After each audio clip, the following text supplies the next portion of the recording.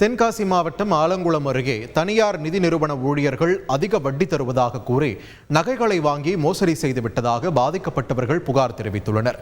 ஊத்துமலையில் இயங்கி வரும் அந்நிறுவனத்தில் பணிபுரிந்த இளவரசன், வர்ஷா, எமானுவேல் ஆகியோர் நகைகளை அடமானம் வைத்தால் அதிக வட்டி தருவதாக கூறி நூதன மோசடி செய்துள்ளதாக கூறப்படுகிறது. நகைகளுக்கு அடமான ரசீது மட்டும் கொடுத்த அவர்கள் 6 மாதம் வரை 5 முதல் 10,000 ரூபாய் வரை மாதந்தோறும் வட்டி தந்ததாக பாதிக்கப்பட்டவர்கள் தெரிவித்துள்ளனர்.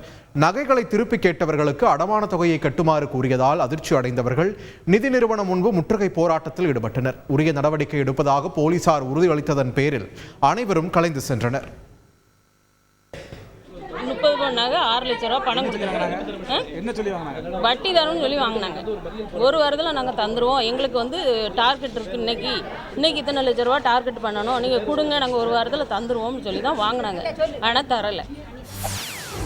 செய்திகளை உடனுக்குடன் தெரிந்து கொள்ள உடனே சப்ஸ்கிரைப் பண்ணுங்க.